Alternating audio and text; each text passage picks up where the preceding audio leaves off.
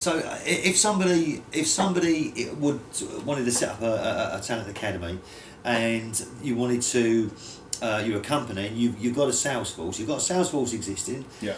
In terms of the cost to acquire sales, to train and to recruit and develop sales, there's always been a period of, can the Raw Talent Academy bring some advantages in terms of the way that you're considering training, so that they're more, the salespeople are more better equipped? No, absolutely. And I think that's one of the key things. That if you take on an experienced person, you want a return on your investment relatively quickly. Look, I don't know what it is over all industries, but typically in sales and industries that I've worked in, you want a 3-month return. So if you hire somebody within say April the 1st, by June or whatever, you want to start seeing a return on that person, an experienced person.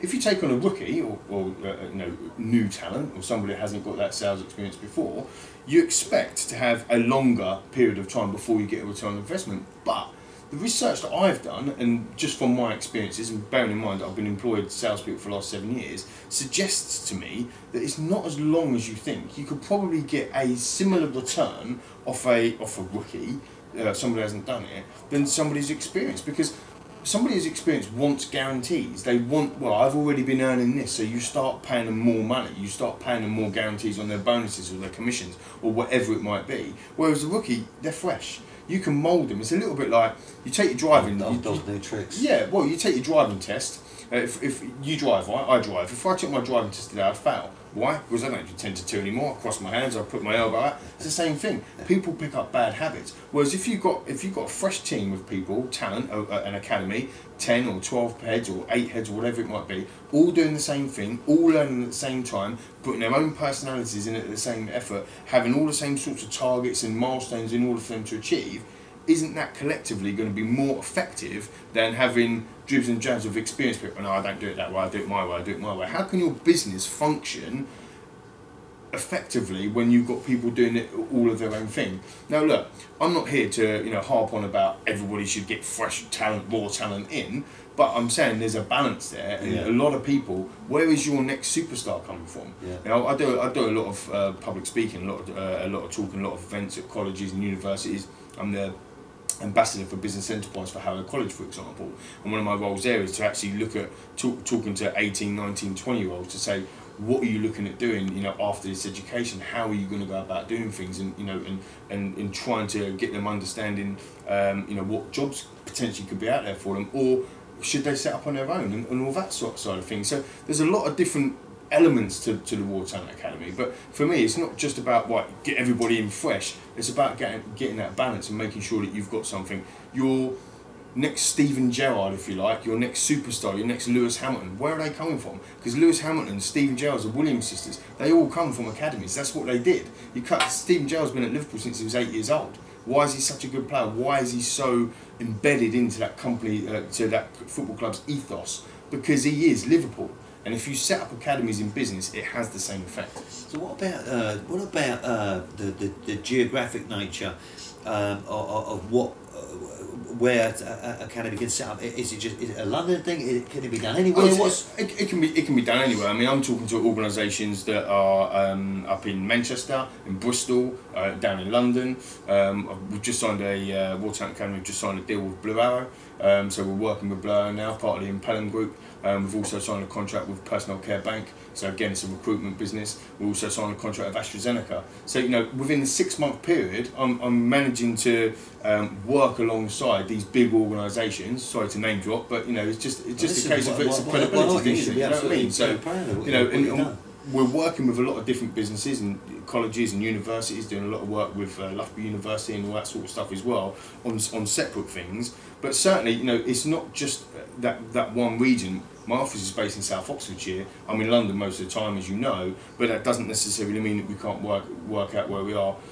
You asked me a question before, how does it work? It's client driven. So once a client says to me, okay, we're interested, we want to do this, that's when I will start ramping up the advertising and the awareness of what's happening. It's kind of like the Raw Talent Academy bus is in your area, I'll come and apply. It'll be that sort of thing. So if somebody wants to apply for an opportunity in Manchester, right at this moment, we won't have anything because we haven't got an academy happening in Manchester at the moment. However, that doesn't necessarily mean to say that there won't be something happening in Manchester. Makes sense? That makes absolute sense. No, very, very interesting. So, in terms of the growth of Raw Talent Academy, I'm sure as the business grows, there's going to be other offshoots that's going to open up to you for different sort of bolt-ons and add-ons for the business. Is there anything you're thinking about at the moment you'll consider adding into the pot? I mean, I've noticed the website's growing, it's developing all the time. Yeah, exactly, yeah. You might have a couple more ideas of something that you're bringing in that you might want to talk about now, you might not. No, but there course. might be something you think that's going to be added. I think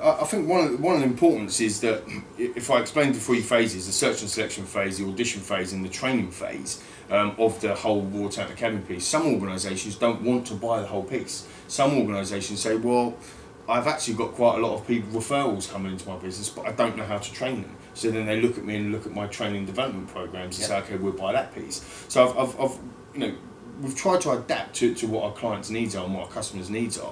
One of the other things what I would like to do as well is to put something together which is around development or career development. So not just necessarily, it's very much focused on sales. It's what we know at Raw Talent Academy, it's what we're all about. But to actually adapt and start doing some sort of career development around giving mentoring and business advice and guidance to people that don't necessarily want a career in sales, but they just want some sort of direction. When I left school, Bradley, I didn't have a clue what I wanted to do. My hand was forced. By the time I was 18, I had a mortgage and 2 jobs, right? But that's a different story. But for me, my hand was forced from that.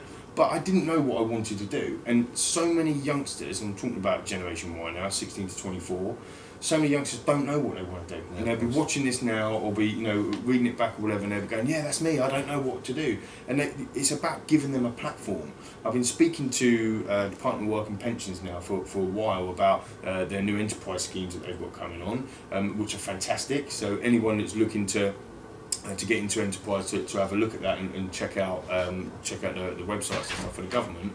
But I've been working with them a long time now about the mentoring side, because I think it's really important if you can have somebody you can just bounce ideas off, not necessarily to run the business, but just to bounce ideas off and to understand, okay, I'm going through this, so is this a problem I can share with you or whatever, is a massive, massive thing that I didn't have. When you didn't have that direction. When you're young, you just think, oh, I'll do this, I'll do a bit of that, and it wasn't really structured. And for me, the reason why I've been successful in business with Capita, the reason why I've been successful in winning the Apprentice and working for Lord Sugar for the 2 years that I did and setting up the Mcqueen, and relatively successful now with Raw Talent Academy, is about planning, it's about being prepared, it's about making sure that you have a map, if you like, or a plan that you can actually achieve things every day.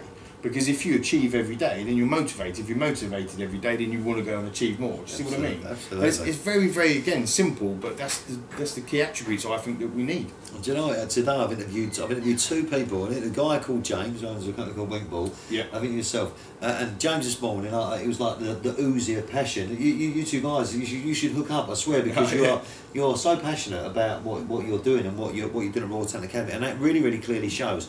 And I think that is just how passionate you are. It's gonna give people the start that they need to start considering. Sometimes it's a confidence thing, Brad, isn't it? And Yeah. I mentioned on purpose earlier about me not being confident. That's why I went in the Apprentice. What the Apprentice did for me was showed that you can set up a fish stall and make money. That you can set up a laundry business, and start banging on doors and making money. The hardest thing about selling is actually picking up that phone, making that first contact. The hardest thing is making that first contact. You've got 20 minutes once in a face-to-face. If you mess it up, are you going to get out of business? That's the hard. People don't want to do it. I am going to do it. 5-6 years experience. I'm thinking about it. Yeah, face the fear. Yeah. Do it anyway. It's about just getting in there and doing it and getting over that kind of initial fears. And once you've done that, it gives you that confidence. And if you've got that confidence to say, you know what, I know this idea is good, I've done my research, I've got my knowledge, I know from the market conditions and the competitors' analysis or whatever you've done that this is a good business idea, I'm going to go for it. And that's why I set up Raw Talent Academy. I knew in my own heart, look, it's tough. It is tough, there's no doubt about it. You have to make sacrifices. I've got a mortgage, etc., and all of that sort of stuff, and to walk away from a fantastic job, from a fantastic mentor with Simon Sugar and everything, it was hard to do that. But I knew that if I can do it and I can start to build it up to where it currently is now and beyond, I knew it was going to be the right decision for me. So my message effectively to people out there would be that if you've got an idea and you think it checks out, get critique. Make sure that people are critiquing it, because it's massively important. But if you still think it's good after all of them things, go for it. There's a clear message. What a fantastic interview we've had today with Lee Mcqueen. I'm sure there's some questions that wanted to be asked. We did lose connection slightly in between. There's a couple more slides just to run through. Just before we go on, today is probably the first time we've been on Raw Business TV with someone. Well, actually, it is the first Apprentice Winner on Raw TV, so that's the first. I'd like anyone who's watching, Raw Business members, if you've got any potential opportunities to or you want to speak to Lee regarding to setting up a talent academy, we're going to give you some contact details now to contact Lee or to contact his company. You can call, is this the right number we've got here, Lee? 01844353340. And we've got info@rawtalentacademy.com. And of course, please do visit the website, www.rawtalentacademy.com. Thank you very much indeed for joining us today. I really enjoyed it. It's great to meet you in person finally. Really I wish you every success in what you're doing. I think you're an absolute advocate for sales, not just that, for business. You're a very passionate man, you're very driven. And I think the Apprentice and what you're doing there is absolutely awesome, mate. And I just wish you every continued success, Perfect. mate. You too, mate. You're a great bloke and very down to earth as well, which is always nice as well. So thank you very much indeed for joining us today. From everybody that's watching. Next time we've got Claire Wright, Monday the 7th of March at 1 o'clock on Raw Business TV. That's it from us today from Wardour Street, and as you know, my book's coming out in a couple of months, and all these people that I'm meeting, all these fantastic entrepreneurs, these exciting people that are doing it, they really do make great material, and every single time I meet somebody I pick up something else. We're just going to go off air now. I'm just going to mention this idea to Lee that I've had in my mind. He's probably already got it covered, but in any case, it's goodbye for me from Raw TV. Goodbye, thank you very much indeed.